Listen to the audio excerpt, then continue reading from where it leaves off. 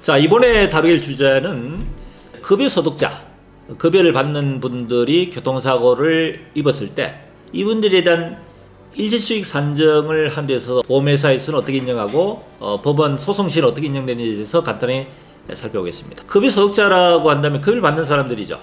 급여받는 사람인 경우에 있어서는 정상적으로 세법상에 규정된 소득 신고를 제대로 해서 정상적인 신고된 소득 자료가 있는지 여부가 굉장히 중요한 기준이 됩니다. 세법상 관계 증명 자료가 있는 경우에 있어서는 신고된 자료가 소득 인정을 하게 됩니다. 보험회사에서는 그 세법상 증명 자료를 가지고 계산을 해서 세금 신고된 후소득, 과세 후 소득에 대한 걸 가지고 월 소득을 계산해서 일시수익을 계산해서 지급을 하게 되고, 소송 시에는 소득 신고된 자료가 있으면 그 세금 신고 전 자료를 가지고 소득을 계산하는 것이 약관과 소득의 차이입니다. 급여소득자의 경우에 신고된 자료가 있는 경우에 구체적인 자료, 어떤 자료가 필요하냐면은 첫 번째는 급여 명세서가 있어야 되겠죠. 사고 전 1년치에 대한 월급 명세서를 기본적으로 제출해야 됩니다. 그 다음에 그 신고된 자료가 정상적으로 원전징수 됐는지에 대한 갑종근로소 원전징수 영수증이 있어야 되겠죠.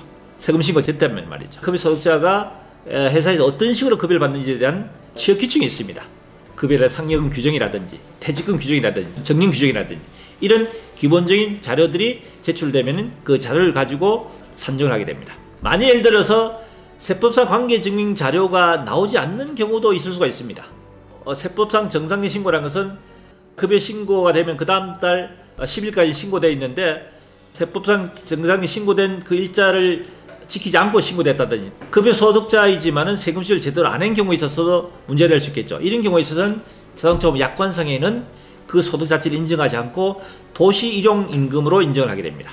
그런데 소송 시에는 세금 신고되지 않았다 하더라도 실제로 지급된 금액이 맞다면은 그 소득을 인정하든지 아니면은 그 직종에 해당되는 통계소득을 인정하도록 되어 있습니다. 이것이 소송 시 급여소득자를 인정하는 거하고 약관상 규정의 차이입니다. 자, 다시 정리하자면 세법상 신고된 자료가 있느냐 없느냐에 따라서 있는 경우에는 약관에는 세후 신고 소득, 소득세에는 세전 신고 소득을 가지고 소득 인정한다는 거고, 신고된 소득 자료가 제대로 미미하다든지 신고 자료가 없는 경우에는 약관에는 도시령으로 인정하고, 그 다음 소득시에는 그 소득을 인정하든지 아니면은 통계 소득을 인정한다. 이것이 급여소득자에 있어서 일시소득 산정하는 방식입니다. 참고하시길 바랍니다.